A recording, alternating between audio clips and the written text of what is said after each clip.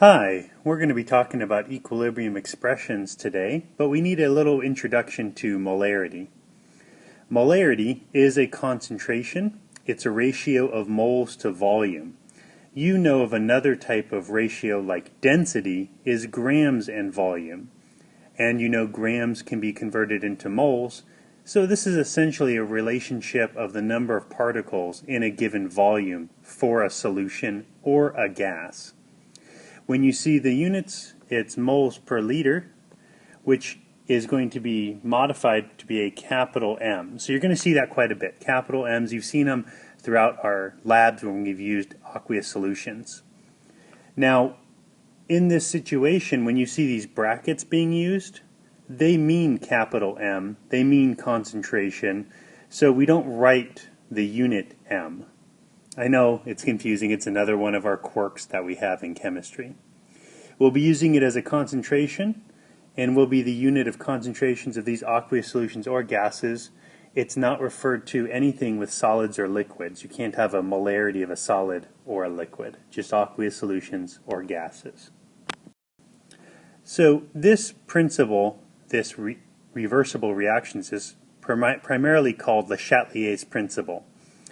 The idea is that not all reactions are reversible. Things like combustion reactions obviously are not. What are called decomposition reactions may or may not be, depending upon if they release gases and so on.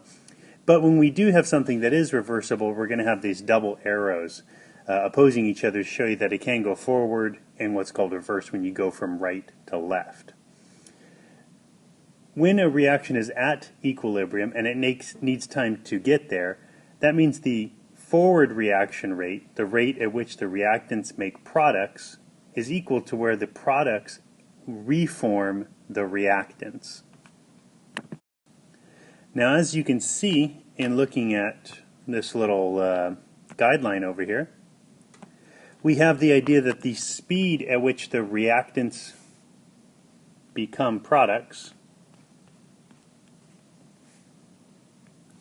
or where the products become reactants,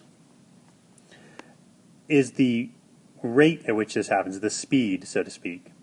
So in the beginning, the forward reaction is very high, and the reverse reaction is very low because you don't have any products yet. As one increases, the other one decreases until we get to an equilibrium of equal rates. This is also true with the amounts. So at first you have all reactants and no products. In the end, though, when you get to equilibrium, there's no change in the amounts. Both are steady. That doesn't mean nothing's happening. It just means that the amounts present are the same. The amount is there. But if we were to follow a molecule, it might become a reactant from a product and then back to a product. But if we were to take a snapshot, take a picture of what was going on, the amount or number of reactants and number of products would be the steady, not equal, steady, non-changing, no change. Not equal, though.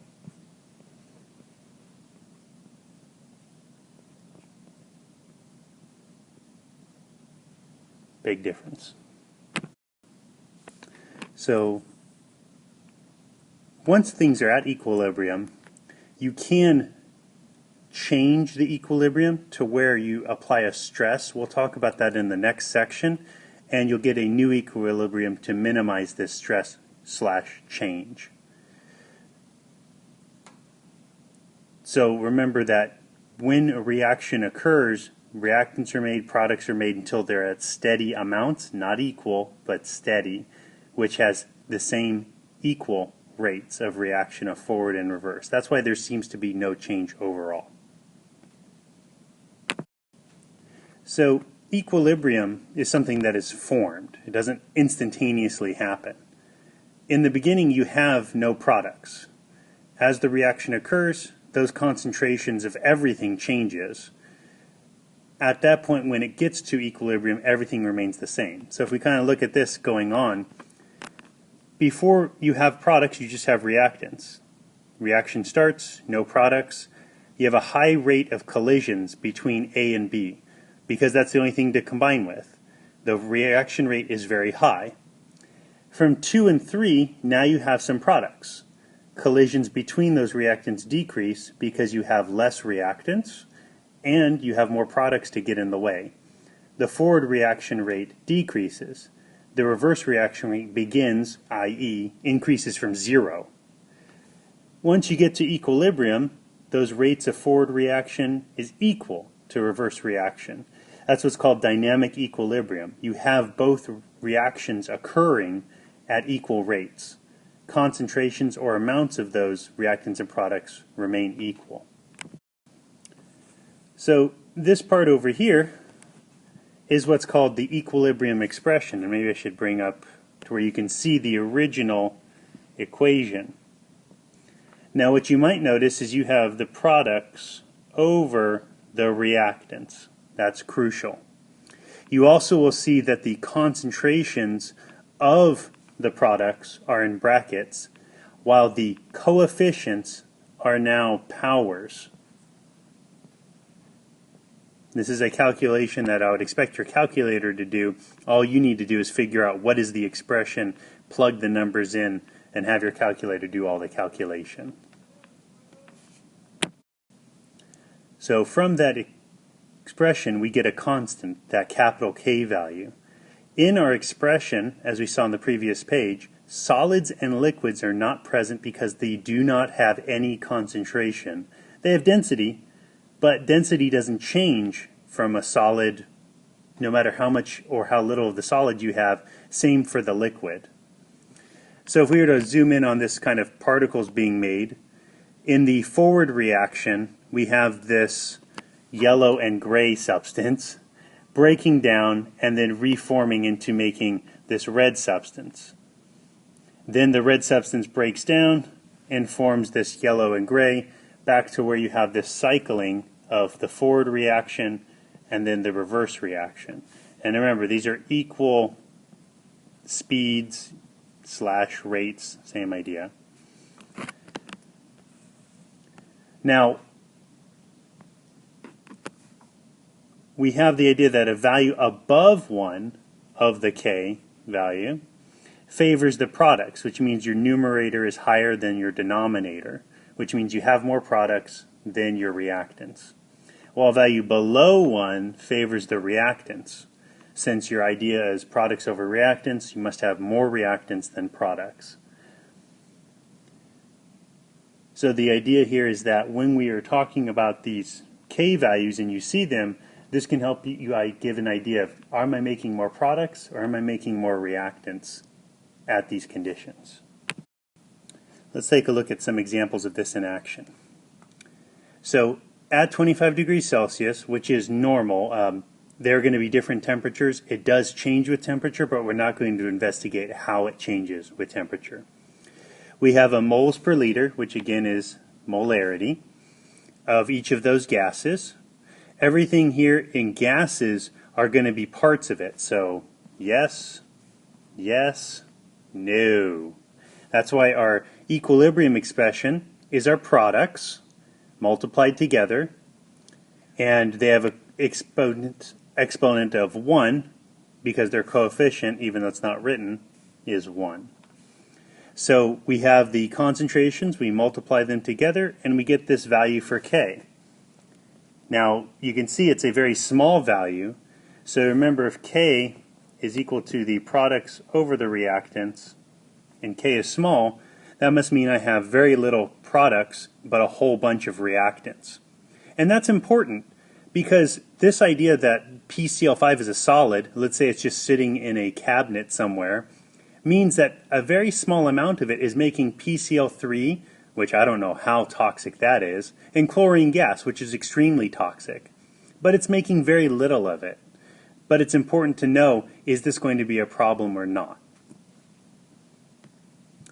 As far as with this one, we are given an equilibrium expression value, 101, which means we're going to have lots of products and little reactants. So if the concentration for H2 and Br2 is given, what's the concentration for my HBr? Once we have an equilibrium, we can use this equilibrium to determine our concentrations of what we don't actually have. So we can see that the HBr, being our product, our coefficient 2 becomes an exponent. All of these are gases, so they're all going to be included. I need to solve for my HBr2. I multiply both sides, in which that gives me what we see right under here. Then I plug my values in that I know. And to get rid of the squared, you square root everything, and I see my HBr is 2.57 molar, which makes a lot of sense.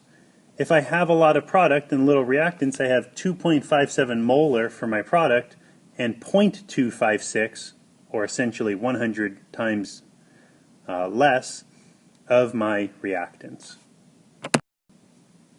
Take a moment to write this down and then put on your answer on Edpuzzle and come back for the solution. Alright, so I see that each of these are gases, so they're all going to be included. Products on top, so I have my H2O, and I see its coefficient is 2, so that's squared. Cl2, I see it's squared because of its coefficient. O2 to the first power because its coefficient's 1, and HCl to the fourth power because its coefficient is 4. And that's going to be equal to my equilibrium expression.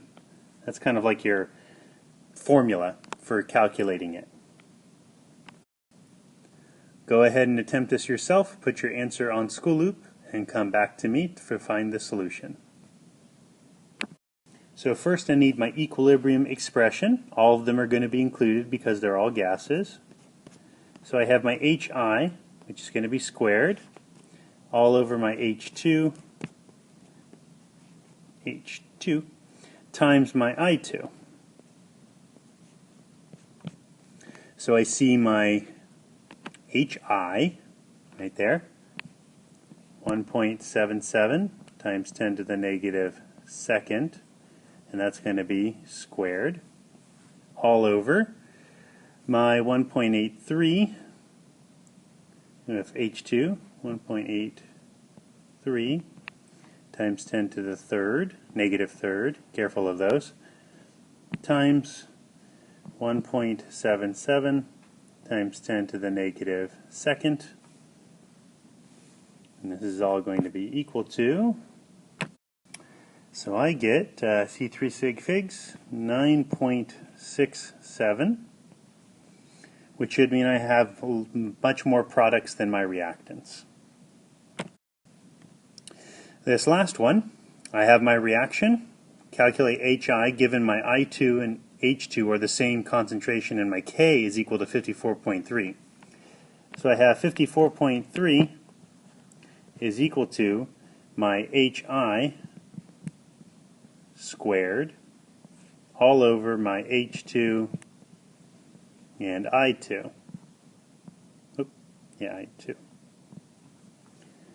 So I have my 54.3 is equal to, I'm looking for my HI, so multiply both sides by my other concentrations, which is 4.79 times 10 to the negative fourth for each, 4.79 times 10 to the negative fourth, which is going to be equal to, so I calculated out 1.25 times 10 to the negative fifth molarity for HI.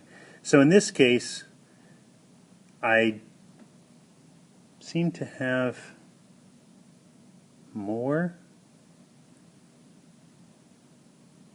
a smaller concentration for my HI because it's squared, so I actually have twice that amount than my H2 and I2. But 54.3 means I'm having more of my product than I do my reactants. Favors the product side than the reactant side. Come in with your questions and I'll see you shortly.